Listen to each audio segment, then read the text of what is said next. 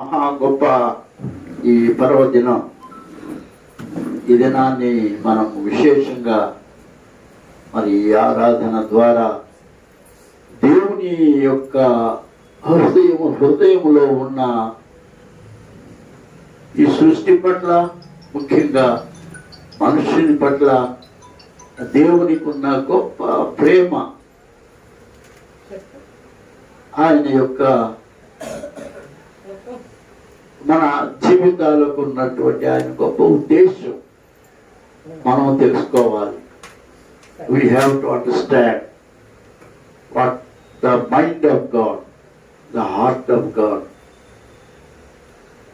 దేవుని మనస్సు, దేవుని హృదయం ఈ దినాన్ని మనం అర్థం చేసుకోవటానికి దేవుడు మనకు అర్థమయ్యేటట్టుగా ఈ లోకానికి ఆయన దిగి వచ్చి ఉన్నాడు.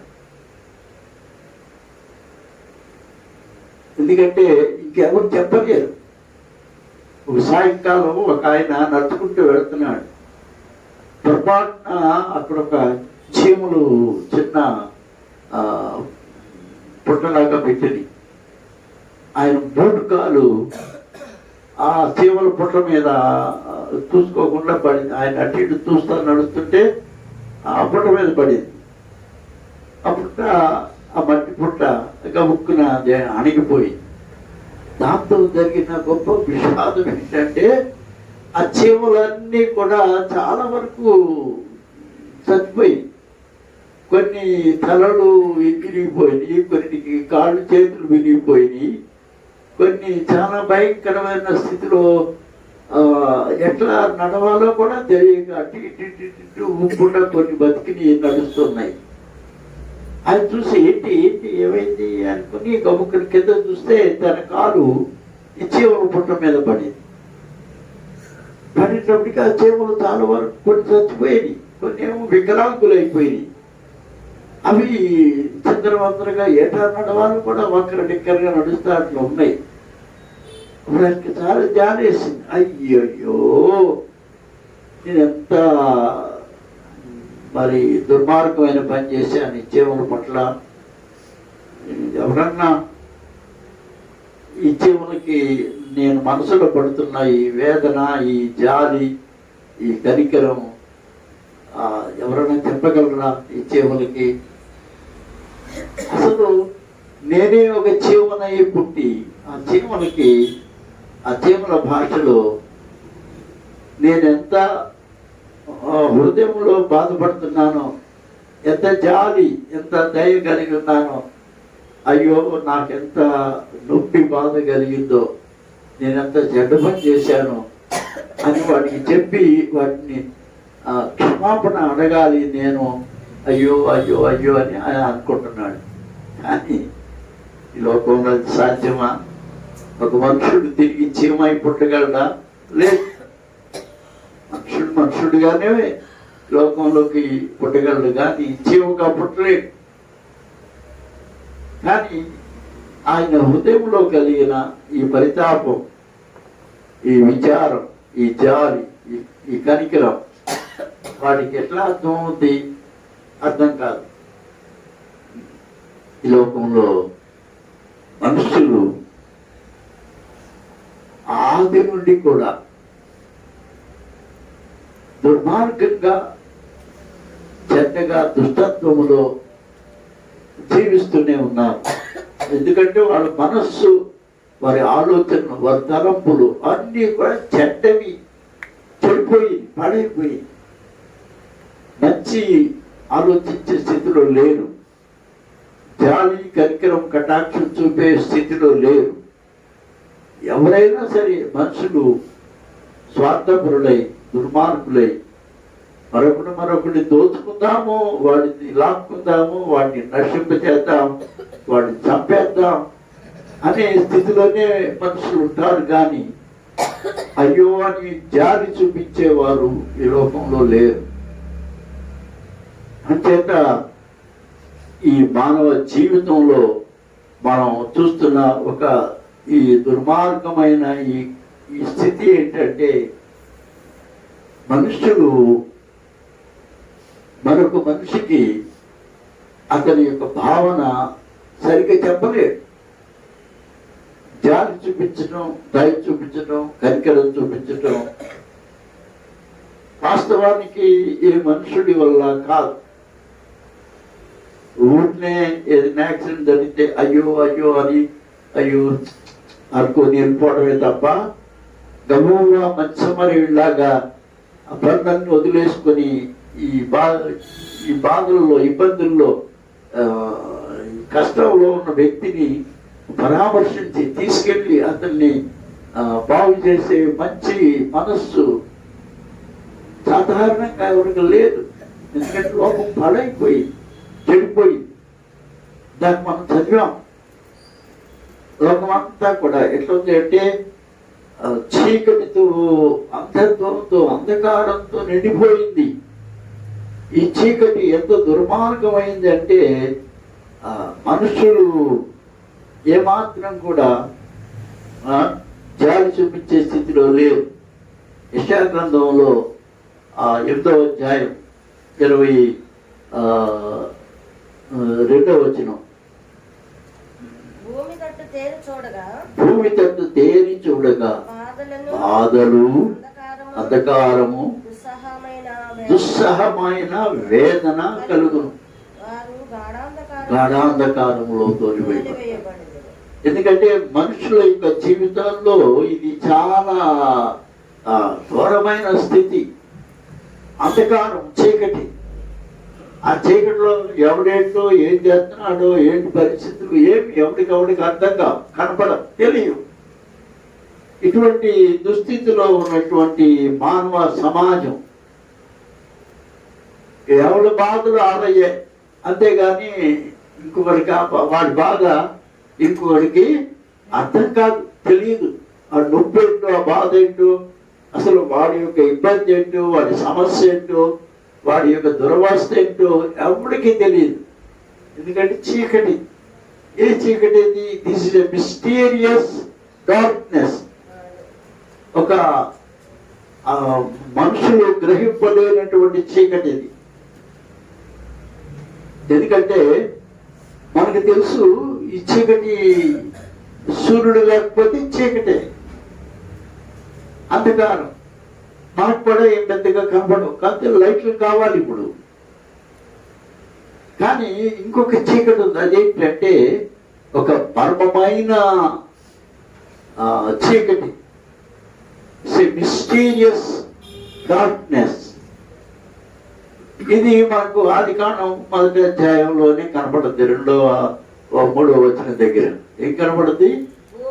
భూమి నిరాకారముగా శూన్యంగా ఉంది, కటిక చీకటి అగాధ జలములను కప్పి ఉంది.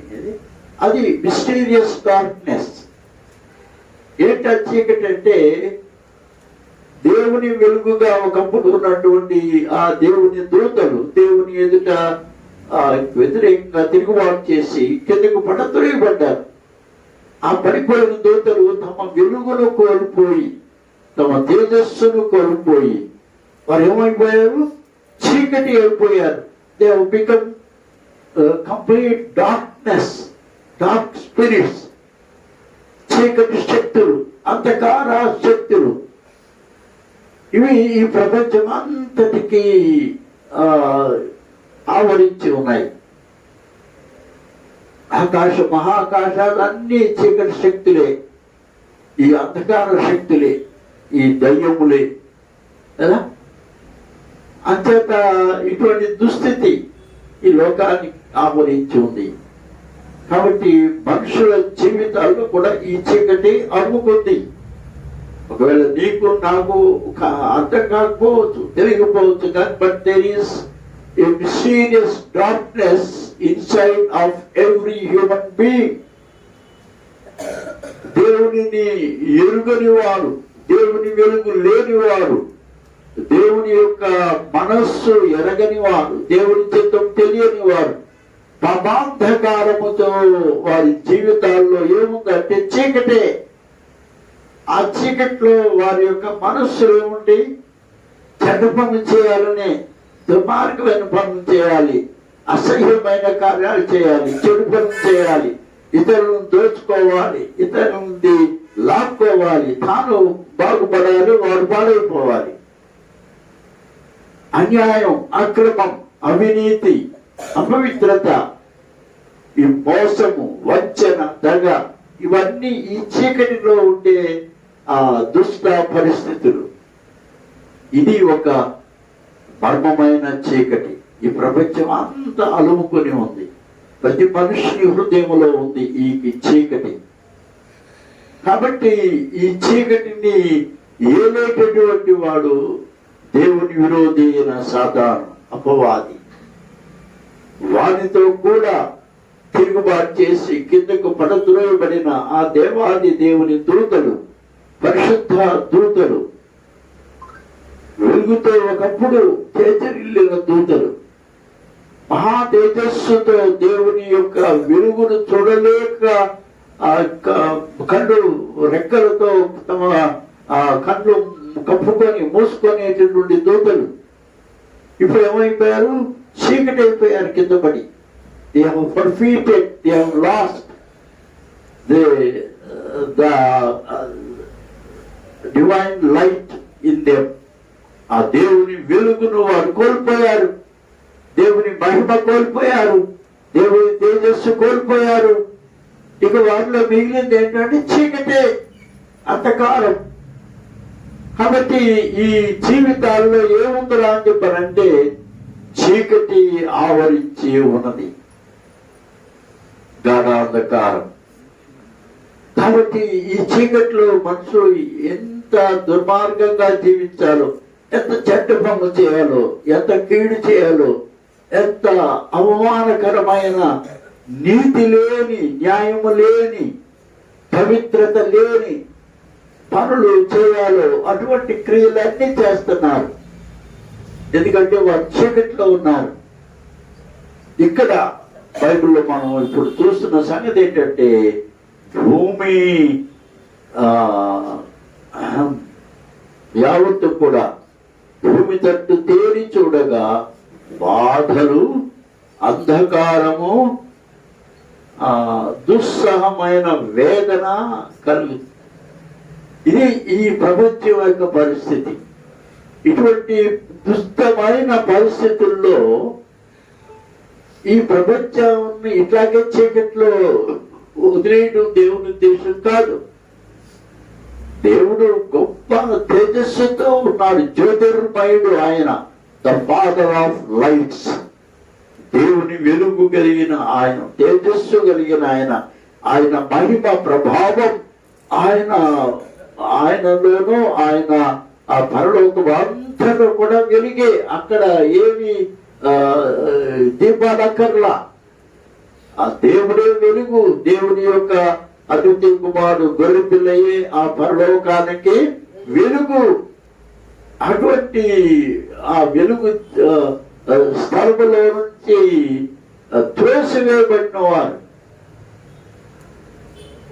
మానవ జీవితంలో కూడా అటువంటి దుస్థితి ఉంది. ఏంటా దుస్థితి అంటే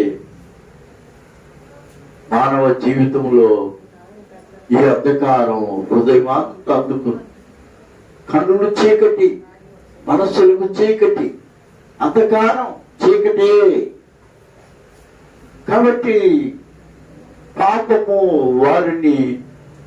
వారి కళ్ళు గుడ్డితనం కదా. 2 కొరింథీ 4:4 మనం చూస్తాం. ఏముంటుందంటే అక్కడ ఈ యుగ సంబంధమైన దేవత అవిశ్వాసులైన వారి మనోనేత్రములకు గుడ్డితనం. హల్లెలూయా, గుడ్డితనం. Because they have no faith in God. దేవుని యందు విశ్వాసము లేదు, నమ్మిక లేదు, దేవుని నమ్మడం లేదు.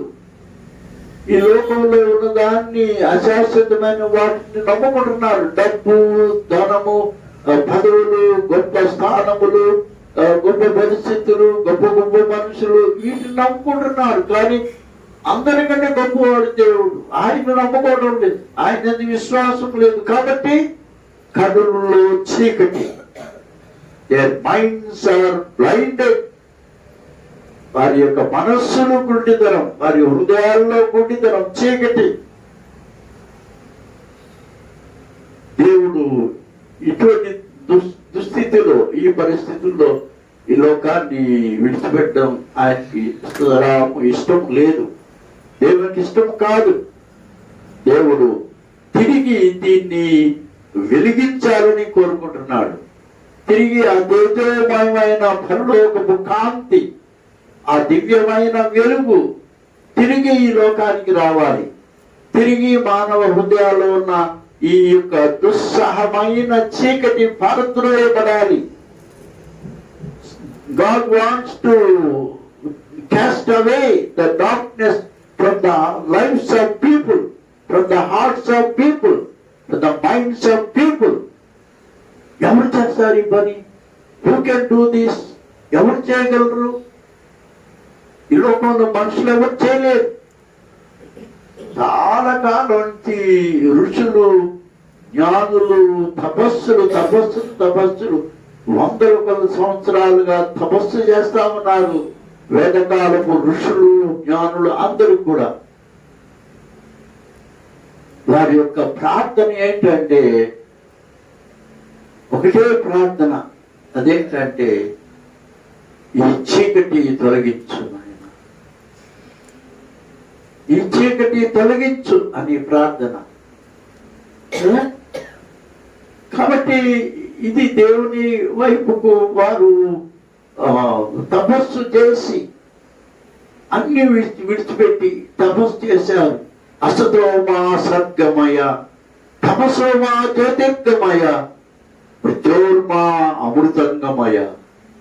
ఈ తమస్సు, ఈ చీకటి నుంచి మమ్మను జ్యోతిర్మయ అనగా వెలుగులలోనికి నడిపించయ్యా. ఎంతకాలం ఈ చీకటిలో మేము నశించిపోవాలి? చీకటి దేనికి ఇష్టం? కొన్ని క్రిమికీటకాలకి ఇష్టం. మీరు రాయొద్దండి, దాని కింద కొన్ని చేమలో ఏయో ఉంటాయి, తేళ్ళు, జనులు, ఈ చీకటిలో ఉండేటువంటి దుష్ట విష పురుగులు, అవన్నీ చీకటిని ఆశ్రయించుకుంటా ఉంటాయి. కానీ వెలుగులో అవి రావు. వెలుగు ఎప్పుడైతే వచ్చిందో అవన్నీ కూడా పారిపోతాయి. అంతే, అక్కడి నుంచి చీకట్లోకి పారిపోతాయి. గబ్బిలాలు చీకట్లో ఉంటాయి, వెలుగులో ఉండలేవు. అటువంటివి ప్రపంచంలో చాలా క్రిమికీటకాదులు, కొన్ని జంతువులు ఇవన్నీ చీకటిలోనే ఉంటాయి. వెలుగులోకి అవి రాలేవు, చూడలేవు. ఇప్పుడు పిల్లి కళ్ళు చూడండి, పగలు అవి సరిగా కనపడదు, కానీ రాత్రి మొత్తం కన్నులన్నీ తెలుసుకో చక్కగా రాత్రి పూట దాని కన్నులు మిలమల మెరుస్తూ ఉంటాయి. రేడియం లాగా అది కన్నుల్లో వెలుగు ఉంటుంది. దేవుడు ఏం కోరాడండి? ఈ లోకానికి వెలుగు కావాలి. తమసోమా జ్యోతిర్గమయ, ఈ చీకట్లో వచ్చి మమ్మను వెలుగులోకి నడిపి. అసతోమా సద్గమయ, అసత్తు అనగా అబద్ధంలో నుంచి సత్యములకు నడిపించు. తమసోమా జ్యోతిర్గమయ, మృత్యోర్మా అమృతంగమయ, ఈ మరణములో నుంచి మమ్మని జీవములోకి నడిపించు. ఇది వాళ్ళ ప్రార్థన. యుగాలుగా వాళ్ళ ప్రార్థన, తరతరాలుగా వాళ్ళ ప్రార్థన. ఫలించలేదప్పుడు, కానీ దేవుడు ఆ ప్రార్థన వింటున్నాడు. God is sincerely watching there prayers. వాళ్ళ ప్రార్థనలు అన్ని కూడా దేవుడు ఆలకిస్తున్నాడు, వింటూనే ఉన్నాడు. కాబట్టి ఈ ప్రార్థనలకు జవాబు క్రిస్మస్. దేవుడు ఈ లోకంలోనికి వెలుగైన దేవుడు, ఈ వెలుగుగా ఈ లోకంలోనికి దివ్య తేజోమయుడైన దేవుడు ఈ లోకంలోనికి దిగి వచ్చాడు. అది క్రిస్మస్. దేవుడు దిగి రావడం. యేసుక్రీస్తు నజరేతు వాడైనటువంటి యోసేపు మరియమ్మ ద్వారా ఈ లోకానికి బెత్లెహేమ్ అనే చిన్న కుగ్రామములో యేసుక్రీస్తు ప్రభువు జన్మించాడు.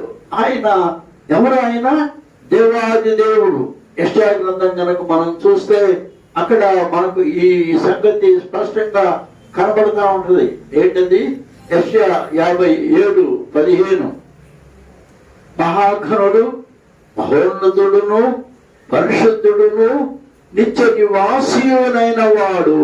ఎవరు ఈ దేవుడు? గొప్ప దేవుడు, great God, God of the whole universe, the maker of universe, the creator of the whole universe. ఈ ప్రపంచం అంతటిని సృష్టించినటువంటి వాడు మహాఘనుడు, మహోన్నతుడు, పరిశుద్ధుడు, నిత్య నివాసులైన వాడు. ఇలా సెలవిస్తున్నాడు, నేను మహోన్నతమైన పరిశుద్ధ స్థలములలో నివసించువాడను అయినను వినయము గల వారి ప్రాణమును ఉజ్జీవింపచేయుటకును, నలిగిన వారి ప్రాణములను ఉజ్జీవింపచేయుటకును ఆయన ఈ లోకములోనికి వచ్చి ఉన్నాడు. ఎట్లా వచ్చాడు ఆయన? వినయము గల వారి యొద్దను, దీన మనసు గల వారి యొద్దను నివసించున్నాను. దీన మనస్సు కలిగిన వారు, తగ్గించుకునేవారు. ఎందుకంటే గర్వ హృదయులు అందరూ యెహోవాకు అసహ్యులు, అబామినేషన్ టు గాడ్. గర్వము కలిగిన వారిని దేవుడు అసహించుకుంటాడంత, దగ్గర రానివాడు. ఎందుకంటే గర్వం వల్లనే ఈ అపవాది ఆర్కేంజల్ లూసిఫర్ పడద్రోయబడ్డాడు, గర్విష్ఠుడై పడద్రోయబడ్డాడు. అంచేత గర్వ హృదయులు అందరూ యెహోవాకు అసహ్యులు, దగ్గర రానివాడు. ఎవరు దగ్గర రావాలి? వినయము గల వారి యొద్దను, దీన మనస్సు గల వారి యొద్దను నివసించున్నాను. వినయం, దీన మనస్సు, ఇది అంత తేలిగ్గా మనుషుల జీవితాల్లోకి ఈ స్వభావ లక్షణాలు తేలిగ్గా రావు. కష్టం, తగ్గించుకోవడం కష్టం. గొప్పవాడుగా ఉండాలి, హెచ్చింపబడాలి, ఉన్నతుడిగా ఉండాలి. ఇది మనుషుల యొక్క ఆరాటాలు, ఆశలు. దాని కొరకు డబ్బు కావాలి, ఆస్తులు, పొలాలు, వెండి, బంగారం, పలుకుబడి, వందల మంది, వేల మంది, లక్షల మంది నా వెనకాల పడి తిరగాలి. గొప్పవాడుగా ఉండాలి, అందరికంటే హెచ్చైన స్థితిలో ఉండాలి, ఉన్నతమైన పీఠాల మీద ఉండాలి, పదవుల్లో ఉండాలి. మనుషుని ఆశ అది. కానీ దేవుడు నివసించాలి అంటే ఎట్లుండాలి? తగ్గించుకోవాలి, వినయంగా ఉండాలి. కాబట్టి బెత్లెహేములో, ఆ చిన్న కుగ్రామంలో 13-14 సంవత్సరాల చిన్న ఒక బాలిక, యవనస్తురాలు మరియ, ఆమె దగ్గరకు గబ్రియేల్ అనే దేవుని దూత పంపబడ్డాడు. దయాప్రాప్తురాలా, నీకు శుభం. అది శుభమే కదండి. నాకు సంబంధం కుదిరింది, ప్రధానం కూడా అయింది, ఇంకా పెళ్ళే జరగాల్సి ఉంది. ఈ శుభమే కదా ఇది నాకు. ఇంకా ఇంకా ఇంకా వేరే శుభము నాకు ఎక్కడ ఉంది? ఇంకేం శుభము? ఇంకా వేరే శుభం ఏమిటి? ఇప్పుడు వరకు ఇది శుభమే. నేను ఒక దీన కన్యకను, బీద కన్యకను. నేనేమి ధనవంతురాన్ని కాదు, ఒక బీదరాన్ని, ఒక దీన స్థితిలో ఉన్న కన్యకను. కానీ నాకు సంబంధం కుదిరింది. యోసేపు అనే వడ్రంగి ఆయన సంబంధం కుదిరింది, ఖాయం అయిపోయింది, ప్రధానం కూడా అయిపోయింది. ఇది ఇంతకంటే ఇంకా ఒక ఆడపిల్లకి ఏం కావాలి? శుభం. ఇది శుభమే కదా. అంటే గాబ్రియేలు చెప్పాడు, ఇది ఈ లోకం వరకే, కానీ నీకు చిరకాలము కలిగే గొప్ప శుభము నీకు కలగబోతా ఉంది. ఒక గొప్ప శుభం, అది చిరకాలం ఉంటుంది. ఈ లోకమునంత కాలం మనుషులందరూ కూడా ధన్యురాలవు నీవు, బ్లెస్సెడ్ మేరీ అని పిలుస్తారు. దీవెన పొందిన ఆమె, ధన్యురాలైన ఆమె. స్త్రీలలో నీవు ఆశీర్వదించబడిన దానం అని పిలుస్తారు. ఎట్లా అండి? అది ఎట్లా జరుగుతుంది అంటే విను విను విను చెప్తా, విను. ఎట్లా జరుగుతుందంటే, దేవాది దేవుడు, మహోన్నతుడైన దేవుడు, సర్వాధికారి అయిన దేవుడు, సర్వోన్నతుడైన దేవుడు, ఆ సర్వోన్నతపు ఆత్మ నీ మీదకు దిగి వస్తుంది. ఇదిగో నీవు గర్భము ధరించి నీవు ఒక కుమారుని కట్టావు. ఆయన పేరు ఇమ్మానుయేలు, అనగా ఎల్లప్పుడూ తోడుగా ఉండే దేవుడు. ఆయన నీ యొక్క గర్భములోనికి రాబోతున్నాడు. ఆయన నీ గర్భములో జన్మించబోతున్నాడు. నీకు కుమారుడిగా పుట్టబోతున్నాడు. సర్వోన్నతము ఆత్మ. ఇదేలాగా జరుగును. నేను ఇంతవరకు పెళ్లి ప్రధానమైంది, కానీ నా భర్త నేను ఏకం కాలేదు ఇంతవరకు. పెళ్ళి అవ్వాలి కదా. కాబట్టి ఇది ఎట్లా జరుగుతుంది? నేను పురుషుని ఎరుకని దానని అంటే లేదమ్మా, సర్వోన్నతిని శక్తి నిన్ను కప్పుకొను పుట్టము. ఆ క్రీస్తు, ఆ గొప్ప దేవుడు ఒక అభిషిక్తుడుగా నీ జీవితంలోనికి, నీ గర్భములోనికి రాబోతున్నాడు. ఎందుకంటే ఈ లోకములో దేవుడు చూస్తే ఏం కనపడింది? ఇందాక ఈ భూమి అంతటినీ కూడా దేవుడు చూస్తే ఏం కనబడింది? చీకటి కనబడింది, బాధ కనబడింది, వేదన కనబడింది. కానీ దేవుడు చూస్తే నీవు కనబడ్డావు. ఎలా కనబడ్డావు? ఆయన నేను మహోన్నతమైన పరిశుద్ధ స్థలములో నివసించువాడను. అది దేవుని యొక్క అసలు సిసలైన నివాస స్థానం. మహాగణుడు, మహోన్నతుడు, పరిశుద్ధుడు, నిత్య నివాసి అయిన వాడు. నేను మహోన్నతమైన పరిశుద్ధ స్థలములో నివసించువాడును. ఆయనను వినయము గల వారి ప్రాణమును ఉజ్జీవింపచేయుటకు, నలిగిన వారి ప్రాణమును ఉజ్జీవింపచేయుటకును. నలిగిన హృదయం దేవునికి బహా ఇష్టమైన స్థలం. ఎప్పుడు మన హృదయంలోకి ఈ యొక్క నలిగిన స్థితి వస్తుందంటే, శ్రమలు, కష్టాలు, బాధలు, ఈ అవస్థలు ఇవన్నీ వచ్చినప్పుడు కొన్నిసార్లు మనస్సు చాలా నలిగిపోతుంది. 400 సంవత్సరాలు ఇశ్రాయేలు ప్రజలు ఐగుప్తులో నలిగి నలిగి నలిగి ఇక ఆ మూలుగులతో వారి జీవితాలు గడిచిపోతున్నాయి. ఆ బరువులు మోయలేక ఆ బానిస బ్రతుకుల్లో ఉన్న వారికి మనస్సులో నెమ్మది లేదు, శరీరంలో ఆరోగ్యం లేదు, వీపులన్నీ చిట్టుపోయినాయి గుర్రాల దెబ్బలతో.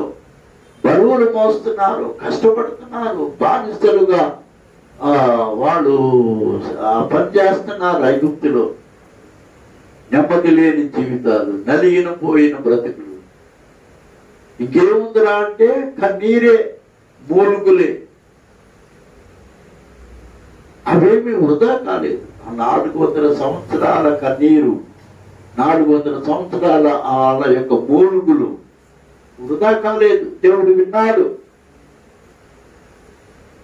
దేవుడు విన్నాడు. ఆ మూలుగులన్నీ విని విని విని దేవుడు ఆ సమయం వచ్చినప్పుడు వారికి విడుదల కొరకు ఏర్పాటు చేశాడు. వారికి ఒక డెలివరర్, విమోచకుడు, విడుదల చేసేవాడు మోషేను వారికి అనుగ్రహించాడు. ఈ లోకానికి కూడా అంతే. మానవ జీవితంలో మనం అనుభవించేటటువంటి సమస్యలు ఇవన్నీ దేని కొరకంటే నలపడానికి, నలిపి కదా, నలపడానికి. బాగా నలగొట్టినప్పుడు నలిగిన హృదయమునకు యెహోవా ఆసన్నుడు. దగ్గరకు వస్తాడు. ఆయన నలిగిపోయిన జీవితాల దగ్గరికే వస్తాడు. హాయిగా సుఖంగా ఉండే జీవితాలకు ఆయన పెద్దగా పట్టించుకోడు. ఉండరా మీ బతుకులు మీరు బతుకున్నాడు. కానీ నలిగినటువంటి వారి జీవితాలు ఎందుకు ఈ లోకంలో ఇటువంటి బాధలు, ఈ కష్టాలు, ఈ కన్నీళ్లు, ఈ వేదన, ఈ దుఃఖము, నిద్రలేని రాత్రులు, సుఖం లేని జీవితాలు దేనికి? అటువంటి పరిస్థితి ఉంటేనే దేవుడు దగ్గరగా వస్తాడు, ఆదరించడానికి వస్తాడు. ఆదరణకర్తగా వస్తాడు. వినయము గల వారి యొద్దను దీన మనసు గల వారి యొద్దను నివసించున్నాను. అటువంటి పరిస్థితులే నాకు చాలా ఇష్టం అని దేవుడు చెప్తున్నాడు. కాబట్టి ఇటువంటి పరిస్థితుల్లో ఉన్న జీవితాలకు దేవుడు ఆసన్నుడు. దేవుడు అందుకే మరి గర్భంలో ఆయన వచ్చినాడు, ఈ లోకంలోకి వచ్చినాడు. ఇక దీన శిశువుగా వచ్చాడు, మనుషుల పోలికగా పుట్టి దాసుని స్వరూపము ధరించుకుని తను తాను తగ్గించుకున్నాడు, రిక్తులుగా చేసుకున్నాడు, వినయంగా జీవించడానికి వచ్చాడు, దీన మనస్సు కలిగి జీవించడానికి వచ్చాడు. Humble your self. 1971 సంవత్సరంలో ఇక్కడ కృష్ణా తీరాన మన క్రైస్తవ మహాసభలు జరిగాయి. అప్పుడు నేను విశాఖపట్నంలో పనిచేస్తున్నాను, రామకృష్ణ చర్చిలో. అప్పటికే రక్షించబడ్డాను. దేవుని ఆత్మ అప్పటికే దేవుడు నాకు అనుగ్రహించాడు. పాఠమర్చిపోతున్నాను. అకస్మాత్తుగా నాకు ఒక లెటర్ వచ్చింది. ఏమొచ్చిందంటే, ఇగో నువ్వు ఈ కృష్ణానది తీరం జరిగే మహాసభల్లో ఒక దినం నీవు ప్రసంగించాలి. ఇదిగో పలానా రోజున నీ యొక్క ప్రసంగం చేయాల్సిన దినం అని నాకు జాన్ రత్నం గారని అప్పుడు ఏపీసీసీ సెక్రటరీ ఆయన ఉత్తరం రాశారు. నేను గొప్ప ప్రసంగికుడు కాదే, గొప్ప ప్రసంగికుడు కాదు నేను. ఏంటి నాకు వచ్చేది ఉత్తరం అనుకున్నాను. సరే ఏదైనా సరే ఒక ఇచ్చి ప్రార్థన చేసి దేవుడిని అడిగారు. దేవుడు చెప్పాడు, నువ్వు వెళ్ళాలి, నేను పంపిస్తున్నాను. నేను ఆ మహాసభలో లక్షల మందికి నీ ద్వారా నేను మంచి వర్తమానం ఇవ్వబోతున్నాను అని దేవుడు చెప్పాడు. సిద్ధపడి నేను ప్రార్థన పూర్వకంగా సిద్ధపడి ఇక్కడికి వచ్చాను, విజయవాడ. మా అక్కగారు అక్కడ ఉండేటప్పుడు ఆ ఇంట్లో దిగి ఇంట్లోని కార్ములు స్నానం చేసి ఒకరించి ప్రార్థన చేయడం మొదలెట్టాను. ఆ మధ్యాహ్నం సాయంకాలం నేను వెళ్ళి అక్కడ చూస్తే పెద్ద పెద్ద పందిళ్ళు వేసి ఉన్నాయి. గొప్ప జన సమూహం ఉంది, లక్షల మంది జనం ఉన్నారు. ఆలో రాదు. అప్పట్లో ఉద్యోగం కూడా పెద్దగా ఎక్కడ ఉండవు. అదే మహాసభ, ఆంధ్ర క్రైస్తవ మహాసభలో వెళ్ళి అక్కడ మొక్కలిచ్చి ప్రార్థన చేసుకొని తిరిగి ఇంటికి వచ్చేసారు. వచ్చిన తర్వాత మళ్ళీ చక్కగా సిద్ధపడి చక్కగా భోజనం చేసి మా గారింట్లోని వెళ్ళాను. ఎందుకంటే మధ్యాహ్నం 2-3 గంటలకి నా యొక్క ప్రసంగ సమయం అని వెళ్ళిన తర్వాత చూస్తే ఏముంది, బోర్డు చూస్తే ఏముంది, క్రీస్తు విజయం, క్రీస్తునందరి విజయం అని రాసింది బోర్డు. నాకు అనిపించింది ఇదేంటి ఇలా సరే. అప్పుడు ఆయన గొప్ప ప్రసంగికుడు కారణించాడు, అమెరికన్ ప్రీచర్ స్టాన్లీ జోన్స్ గారు అని ఆయన, మాస్గమణి గారు, వీళ్ళందరూ ఆయనకి ట్రాన్స్లేషన్ చేయడానికి. సరే నా టైం వచ్చినప్పుడు నన్ను పేరు పిలిచారు, పైకి వెళ్ళాను. వెళ్ళి అక్కడ కూర్చొని మా గురించి మా బిషప్ ఆంధ్రో శామ్యుల్ గారు ఉన్నారు, ఆయనకి నమస్కారం చేసి వెళ్ళి అక్కడ కూర్చున్నాను. పైన ప్రసంగం మొదలెట్టాను. నాకు ఇచ్చిన దేవుడిచ్చిన అంశం ఏంటండి, క్రైస్తవ జీవితంలో ఏముండాలి, విజయం ఉండాలి, జయ జీవితం ఉండాలి. జయం జయం మానవ మన క్రైస్తవ జీవితము, మన పాపములు, మన శోధనలు, మన పరిస్థితుల్లో జయ జీవితము కలిగిన క్రైస్తవుడుగా ఉండాలి. ఆ అంశం నా హృదయంలో దేవుడు ఇచ్చాడు. ఇక్కడ పూర్తిగా క్రీస్తునందరి విజయం అని వాళ్ళు రాసుకున్నారు. ప్రసంగం మొదలుపెట్టాను నేను. యోనాతాను ఎట్లయితే విశ్వాసముతో జయం పొందాడు, అది నేను అదిన వంశం. అది మంచి ప్రసంగం చేశాను నేను. ఒక అరగంటే, ఎక్కువసేపు సభలు ఉండరు. ఆ అరగంట ప్రసంగం చేసిన తర్వాత ఇక నేను వచ్చి కూర్చొని చూస్తే కిందకి దిగొస్తే ప్రతి వాళ్ళు నన్ను అభినందించారు.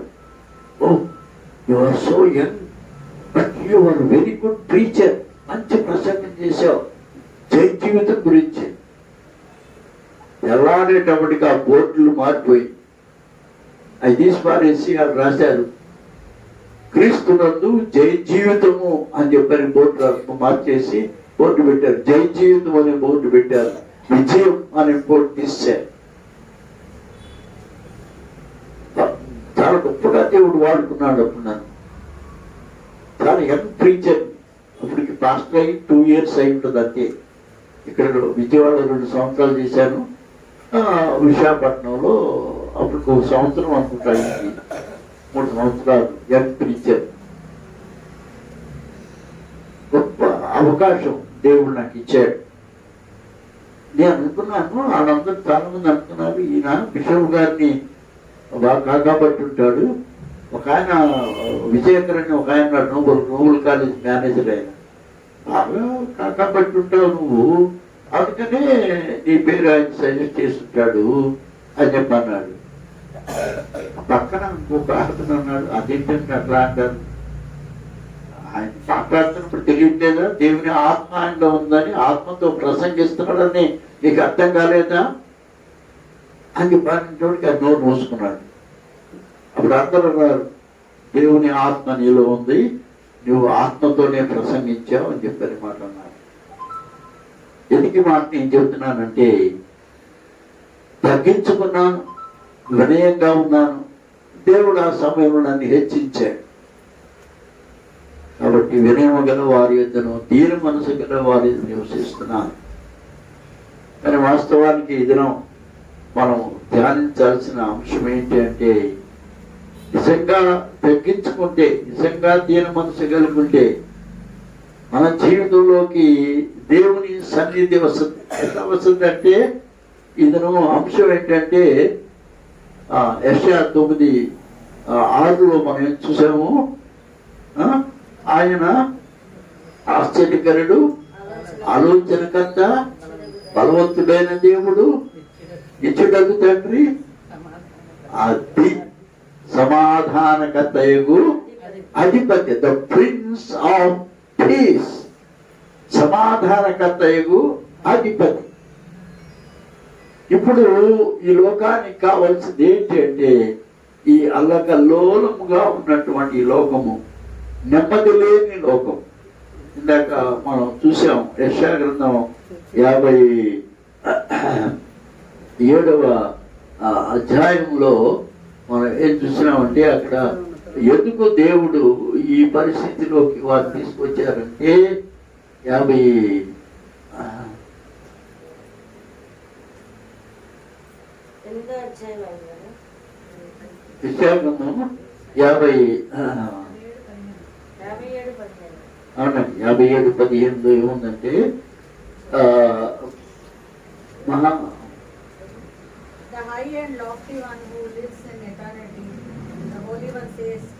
అదేనండి చివరకు రాద్దాం. 20-21 వచనాలు, 57:20-21 వచనాలు. భక్తిహీనులు కదులుచున్న సముద్రము వంటి వారు, అది నెమ్మలింపనేరదు, దాని జలములు బురదను మైలను పైకి వేయును, దుష్టులకు నెమ్మది ఉండదని నా దేవుడు సెలవిస్తున్నాడు. అది ఈ ప్రపంచం ఎట్లుందంటే, నెమ్మది లేని ప్రపంచం. దేర్ ఇస్ నో పీస్, సమాధానం లేదు, నెమ్మది లేదు. ఈ ప్రపంచంలో నెమ్మది లేదు, వారి జీవితాల్లోకి సమాధానం లేదు. There is no peace in their lives, they have no peaceful lifes.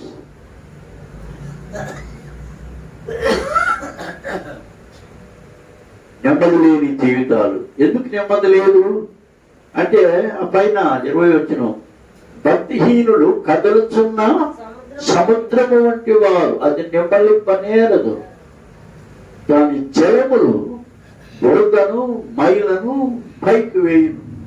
సముద్రము లోపల చాలా క్లీన్ గా ఉంటుంది, మధ్యలో దాని లోపల ఎప్పుడు కూడా ఏది మలినం అనేది ఉంచుకోదు, రగిలేస్తుంది అంతే. ఏది కూడా దాని లోపల ఉంచుకోదు. సముద్రం బురదను మైలను బయటకు తోసేస్తుంది, ఒడ్డుకొచ్చేస్తుంది, అంతే తోసి పారేస్తుంది. అలలు వాటిని తోసేస్తాయి. నెమ్మది లేదు. భక్తిహీనుల జీవితాలు ఎట్లా ఉన్నాయి? కదలుతున్న సముద్రము. నెమ్మది లేదు. అటుపడికెత్తి ఇటుపడికెత్తి అక్కడికి వెళ్ళి ఇక్కడికి వెళ్ళి ఎవరు అడిగి అయ్యా అయ్యా అయ్యా అని బతుకులు ఆడుకొని అప్పులు చేసి తన జీవితంలో ఒకదానికొకటి సమస్యలు సమస్యలు సమస్యలు అలల్లాగా మీదకి వచ్చేస్తున్నాయి. అంతే. ఎందుకు ఇటువంటిది ఈ కదలుతున్న సముద్రం? దేనికి? బైబిల్ చెప్తుంది భక్తిహీనత. There is no godliness in your life. భక్తి లేదు. దేవుడు అంటే భక్తి లేదు. దేవుడు పాపం అంటే భయం లేదు. దేవుడు అంటే భయం లేదు. కాబట్టి ఎటువంటి జీవితం? వాళ్ళ అంతరంగంలో అంతా కూడా బురద మైల.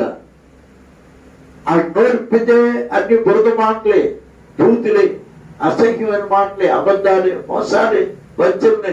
ఇక్కడ చెప్తాడు, మళ్ళీ అక్కడికి వెళ్ళి ఇంకోటి చెప్తాడు. మోసాలు, వంచనలు. ఎందుకంటే హృదయం నిండా బురద మైల.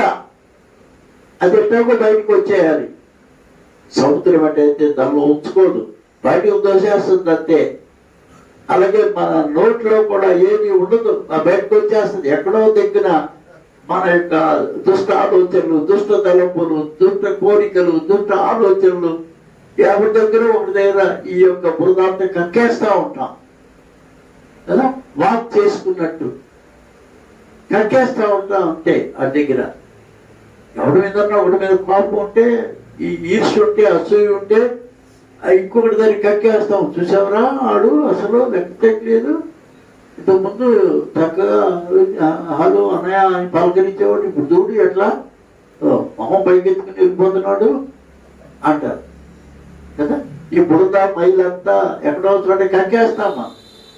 మనుషుల్లో ఉన్న పాపం ఎటువంటిది అంటే అది తన లోపల ఉంచుకోదు, బయటకు కక్కేస్తుంది. బురద మైల, భక్తిహీనుడు, కదలుతున్న సముద్రం. దుష్టులకు నెమ్మది ఉండదు, నెమ్మది ఉండదు. ఇది ఈ ప్రపంచం యొక్క పరిస్థితి. కాబట్టి ఈ ప్రపంచానికి దేవుడు ఈ క్రిస్మస్ దినాల్లో కుమారుడుగా జన్మించిన దేవుడు ఏ విధంగా వచ్చినాడు అంటే నెమ్మది ఇవ్వడానికి వచ్చినాడు. నెమ్మది ఇవ్వడానికి వచ్చాడు, శాంతి ఇవ్వడానికి వచ్చాడు, సమాధానం ఇవ్వడానికి వచ్చాడు కదా. ఈ జీవితంలో నెమ్మది లేకపోతే, శాంతి లేకపోతే, సమాధానం లేకపోతే కమ్ టు క్రైస్ట్. క్రీస్తునందుకు రండి, ఆయన మీకు సమాధానం ఇస్తాడు, నెమ్మది ఇస్తాడు. నెమ్మది లేని వారులారా, సమాధానం లేని వారులారా, శాంతి అనేది నీ జీవితాంతం లేని వారులారా రండి, యేసునందుకు రండి. ఆయన మీకు నెమ్మదిని ఇస్తాడు. ఎందుకంటే యేసుక్రీస్తు ప్రభువులో ఏముంది? నెమ్మది ఉంది. మత్తయి సువార్తలోకి వెళ్దాం. 11వ అధ్యాయం 28వ వచనం.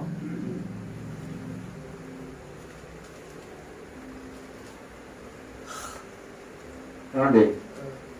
మత్తయి సువార్త 11వ అధ్యాయం 28. ప్రయాసపడి భారము మోసుకొనుచున్న సమస్త జనులారా నా యొద్దకు రండి, నేను మీకు విశ్రాంతిని ఇస్తాను. నేను సాత్వికుడను, దీన మనస్సు గలవాడను కనుక. ఎవరి మీద? మీ మీద నా కాడి ఎత్తుకొని నా యొద్ద నేర్చుకునండి, అప్పుడు మీ ప్రాణములకు విశ్రాంతి దొరుకును. ఏలైనగా నా కాడి సుడువుగాను, నా భారము తేలికగాను ఉన్నది. కమ్ అటు మీ. ఎవరైతే సంబంధంగా భారములు మోసుకుంటున్నారో నెమ్మదిస్తాడు మీకు నేను. ఎందుకంటే నాకు నా జీవితంలో ఇంత నెమ్మది నేను కలిగి ఉండే కారణం ఏంటంటే నా జీవితంలో నేను సాత్వికుడు, దీన మనసు గలవాడను కనుక మీ మీద నా కాడి. ఎవరి మీద? యేసుక్రీస్తు ప్రభు వారి యొక్క కాడి ఎవరి మీద? మన మీద. మీ మీద నా కాడి ఎత్తుకుని నా యొద్ద నేర్చుకొనుడి, అప్పుడు మీ ప్రాణములకు విశ్రాంతి దొరుకును. కాబట్టి యేసుక్రీస్తు ప్రభు వారి జీవితంలో ఎంత గొప్ప నెమ్మది ఉంది, సమాధానం ఉంది. There is peace in him because he is the one who is the peacemaker. నెమ్మది ఇచ్చేవాడు, శాంతి ఇచ్చేవాడు, సమాధానం ఇచ్చేవాడు అంతరంగంలో. నెమ్మది మనుషుల జీవితాలకు కావాలి. ఇది the need of this hour, the need of the people in this world today. నెమ్మది కావాలి. ఎవరిస్తారు? యేసు ప్రభు ఇస్తాడు. ఎట్లా ఇస్తాడు? ఎట్లా ఇస్తాడు అంటే ఆయనలోనే ఉంది కాబట్టి ఆ నెమ్మది, ఆయనలోనే ఉంది నా శాంతి. లోకం ఇచ్చినట్టుగా నేను మీకు ఇవ్వలేదు. పునరుత్థానుడైన యేసు తన శిష్యులతో చెప్పిన మాట, నా శాంతి నేను మీకు ఇస్తాను, నా సమాధానం మీకు ఇస్తాను కదా. యేసు ప్రభు వారు మరణము జయించి పునరుత్థానుడు అయిన తర్వాత మేడగదిలో తలుపులు మూసుకుని ఉండగా శిష్యులందరూ భయంతో ఉండగా వారి మధ్యకు వచ్చి నిలిచి, మీకు సమాధానము కలుగునుగాక, మీకు నెమ్మది కలుగునుగాక, మీకు శాంతి కలుగునుగాక. అది నేను ఇస్తున్నాను, ఎందుకంటే అది నాలో ఉంది. It is in me. నేనే శాంతి ప్రదాతను, నేనే సమాధానకారకుణ్ణి, నెమ్మది కలిగించేవాడు నేనే. ఇక చివరి మాటగా చూస్తాం. మార్క్స్ వార్త 4వ అధ్యాయం 35 నుంచి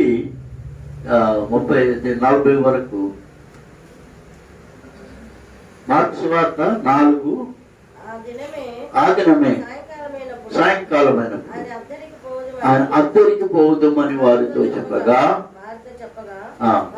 వారి జనులను పంపివేసి ఉన్న పాటున చిన్న దోణిలో తీసుకుని పోయి ఆయన వెంబడి మరికొన్ని దోణులు వచ్చాను. పెద్ద తుఫాను రేగి, దోణే చిన్నది, తుఫాను పెద్దది కదా. మన జీవితంలో ఇంత మన జీవితం చిన్నది, కానీ మన సమస్యలు చాలా పెద్దవి. మన వల్ల కాదు, మనం వాటిని తీర్చుకోలేము. చిన్నతోనే పెద్ద తుఫాను, చిన్న జీవితం, గొప్ప సమస్యలు. దేవుడు మనతో ఉన్నాడు. దేవుని నామమునకు స్తోత్రం. చదవండి. రేగి ఆయన ఉన్న దోణి మీద అలలు కొట్టినందున దోణి నిండిపోయెను.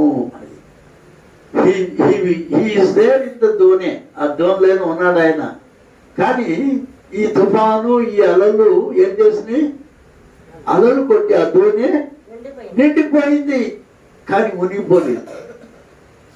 అన్నాడు కదా, నిండిపోయింది కానీ మునగలేదు. తర్వాత చదవండి. దోణి అమరమున ఎలగడ మీద తలవాల్చుకొని నిద్రించుండెను. వారాన్ని లేపి, బతుకుడా, మేము నశించిపోతున్నాం, నీకు చింతలేదా ఆయన ఆయనతో అనేది. అందుకు ఆయన లేచి గాలిని గద్దించి నిశ్శబ్దమై ఊరకుండమని సముద్రంతో చెప్పగా గాలి అణిగి మిక్కిలి నిమ్మలమాయను. హల్లెలూయా. యేసు దోణిలో ఉన్నాడు, నీడతో నిండిపోయింది కానీ మునిగిపోలేదు. కానీ శిష్యులు భయపడిపోయారు, యేసు ప్రభువును లేపారు. ఆ దోణి అమరమున ఆయన నిద్రపోతున్నాడు. ఎవరన్నా అటువంటి పరిస్థితుల్లో నిద్రపోగలరా? నిద్రపోలేరు. ఆ అలలతో, ఆ నీళ్లతో నిండిపోయిన దోణిలో ఎవరెవరు నిద్రపోతారా? ఎవరు మనుషుల వల్ల కాదు నిద్రపోవడం, నిద్ర రాదు అంటే నిద్రపోలేరు. కానీ ఆయన నిద్రపోతున్నాడు, ఆయన లేపారు. ఆయన లేచి గాలిని గద్దించి నిశ్శబ్దమై ఊరకుండము. గాలిని గద్దించాడు. గాలి ఎవరండి? సైతానే గాలి. ఈ వాయువు ఎవరు? సైతానే. దాన్ని గద్దించాడు. ఎవరిని గద్దించాలి? సాతాన్ని. ఎవరు గద్దిస్తారు? దేవుడే గద్దించాలి సాతాన్ని. లోకములోకి నరావతారుడుగా దిగి వచ్చిన యేసు, విశ్వోద్ధారుడైన యేసు నిలవాడైన తర్వాత ఆయన ఈ గాలిని గద్దించాడు, సాతాన్ని గద్దించాడు. గద్దించిన తర్వాత ఆయన చేసిన పని ఏంటంటే నిశ్శబ్దమై ఊరకుండు అని సముద్రంతో చెప్పగా గాలి అణిగి మిక్కిలి నిమ్మలమాయను. ఇప్పుడు ఆయన మీరు ఎందుకు భయపడుతున్నారు? మీకును నమ్మిక లేక ఉన్నారా అని వారు. నమ్మిక నమ్మిక నమ్మిక ఏముండాలి? దేవునితో మన సంబంధంలో మనకి ఏముండాలంటే నమ్మిక ఉండాలి. Just trust God, have faith in God. Faith అనే మాటకు 5 ఇంగ్లీష్ అక్షరాలు ఉన్నాయి. FAITH 5 కదా. ఈ 5 అక్షరాలకు అర్థం ఏంటంటే faith means forsaking. F stands for forsaking all, I trust in God. అది ఫెయిత్ అంటే. forsaking all, I trust in God. నమ్మిక అంటే అది. విశ్వాసం అంటే అది. అన్ని వదిలిపెట్టాయి. ఏమి దాని వైపు చూడొద్దు. ఎవరైనా చూడాలి? దేవుని వైపు చూడు, ఆయన వాక్యం వైపు చూడు. కాగా వినుల ద్వారా విశ్వాసము కలుగును. విశ్వాసము కదా, అది మనకు దేని వల్ల వస్తుంది? విశ్వాసం ద్వారా మనం దేవునితో సంబంధం కలిగి ఉంటాం. We are connected with God only through faith, trust in God. ఆయన నమ్మడం ద్వారానే మనకు విశ్వాసం. విశ్వాసం అనేది ఉంటే you simply allow God to do great things. గొప్ప కార్యాలు ఈ లోకములో జరిగించాలి, గొప్ప గొప్ప పనులు చేయాలి, గొప్ప పనులు, గొప్ప అద్భుతాలు మన జీవితంలో దేవుడు చేయాలి అంటే ఏముండాలి? విశ్వాసం ఉండాలి. Create an atmosphere of faith. Let God move into the atmosphere of faith and he can do great marvels, అద్భుతాలు, miracles. గొప్ప గొప్ప పనులు దేవుడు చేస్తాడు. హల్లెలూయా. అంచేత మిక్కిలి భయపడి ఈయన ఎవరో గాలియు సముద్రమును ఎనుకు లోబడుతున్నామని ఒకరితో చెప్పు. మీరు ఎందుకు భయపడుతున్నారు? మీకు నమ్మిక లేక ఉన్నారా అని. నమ్మిక ఎందుకంటే శాంతి ఆయనలో ఉంది, సమాధానము ఆయనలోనే ఉంది. మనకు ఇవ్వగలిగేంత నెమ్మదిని దేవుడే ఇస్తాడు. కాబట్టి ఇది ఎట్లా జరుగుతుంది? How things will come in our favour. ఎట్లా జరుగుతాయి? దేవునికి అసాధ్యమైంది ఏది లేదు. సమస్తము దేవునికి సాధ్యము. ఎందుకంటే దేవుడు సమస్తము చేయగలిగినటువంటి వాడు. మన జీవితాలకు కావాల్సిన నెమ్మది దేవుడు ఇస్తాడు కదా. నేను రిటైర్ అయిపోయాను, ఇక మాకు పెన్షన్ అప్పుడు చాలా తక్కువ. ఎట్లా ఎట్లా ఎట్లా పాస్టర్ గారు చాలా మొదలు పెడతారు. ఎలా ఎలా ఎలా ఎలా ఓ నా ఇంటికి ఎట్లా మనం ఎట్లా బతుకుతాం, ఎట్లా చేస్తాం అన్నా. Leave everything to God. Let God take care of us. దేవుడు చూసుకుంటాడు. యెహోవా ఇరే, యెహోవా పర్వతం మీద చూసుకొనును. దేవుడు చూసుకుంటాడు. అప్పటి నుంచి ఇప్పటి వరకు, ఈ రోజు వరకు దేవుడు నాకు ఏమి కొదువు చేయలే. తిండి, బట్ట, నివాసం, నా అనువైన అవసరాలు, అక్కరలు అన్నిటికీ యెహోవా ఇరే దేవుడే చూసుకుంటున్నాడు. Trust in God. దేవుని విశ్వాసం ఉంచండి. Create an atmosphere of faith. Let God, allow God to move in to it. He will do great things, miracles. గొప్ప పనులు దేవుడు చేయగలుగుతాడు మన జీవితంలో. విశ్వాసం అనేది ఉంటే, దేవుని యందు నమ్మిక అనేది ఉంటే దేవుడు చాలా గొప్ప కార్యాలు చేస్తాడు. దేవుని పిల్లలారా, అద్భుతాలు చేస్తాడు, మహత్కార్యాలు చేస్తాడు, గొప్ప గొప్ప అసాధ్యమైనవి కార్యాలు చేస్తాడు దేవుడు. యెహోవాకు అసాధ్యమైనది ఏదైనా ఉన్నదా? సమస్తము దేవునికి సాధ్యమే. నమ్మిక మాత్రం ఉంచుము, దేవుని యందు నమ్మిక ఉంచుము, విశ్వాసం ఉంచుము, దేవుడు గొప్ప కార్యాలు చేస్తాడు.